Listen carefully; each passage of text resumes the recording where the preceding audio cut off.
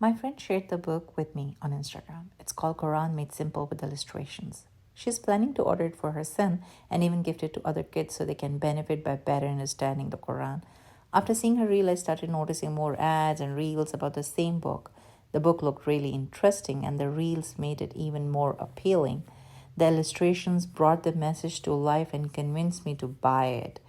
I was curious to see how they managed to present the Quran's message in shorter points with visuals.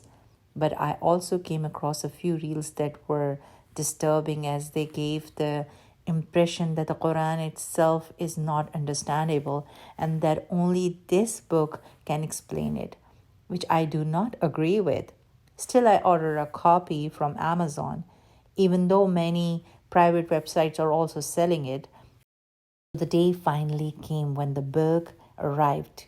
To my surprise, it had no author or illustrator mentioned anywhere, not even a foreword or introduction. It just started directly from Juz 1.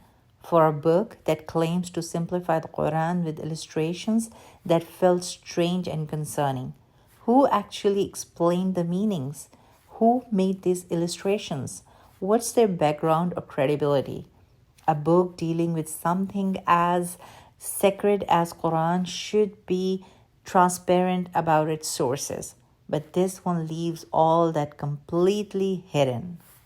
Started looking through the pictures, I became really concerned. The book shows Hazrat Adam alayhi salam and Bibi Hawa raziyallahu anha in inappropriate clothing. It even raised a question in my mind: have they drawn Prophet Muhammad sallallahu alaihi wasallam? They portrayed polygamy and justice between wives like some kind of picnic. Prophet Isa alayhi salam is shown in the same way Christians depict him. The most respected people of the cave are illustrated in strange, almost disrespectful ways. Even Muslim women are drawn in revealing inappropriate clothes, and sadly, there's much more along these lines.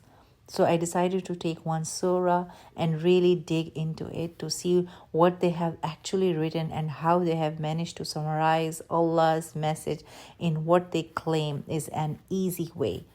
In my judgment so far, they have clearly missed a lot of important details. For example, in Surah Ahzab, they claim to cover verses 1 to 30, but they only describe the battle of the trench. They completely ignore essential messages such as the ruling on zihar, the matter of adopted children, the fact that the Prophet ﷺ is above our own lives, and that the Prophet's wives are mothers of the believers. Then I looked at this so called highlighted verse, and to my surprise, it was, O Prophet, fear Allah and don't obey the disbelievers and the hypocrites. Anyone with basic understanding knows this verse requires a full detailed explanation. So, why was verse 6, the Prophet is closer to the believers than their own selves, not highlighted instead? That is a central message of the surah. And when summarizing verses 28 to 30, they wrote that it was a warning for the Prophet's wives, while in reality, the verses say, if you wish for the world and its glitter, then come, and I will provide for you and release you in handsome manner. Reducing such deep and weighty messages into shallow, misleading lines is not simplification, it's distortion. Books like this may look appealing with illustrations and easy summaries, but when they distort or omit essential messages of the Quran, they can mislead readers, especially children. Simplifying the Quran is not the same as understanding it. Parents and readers must be careful and always refer to authentic sources to truly grasp Allah's message.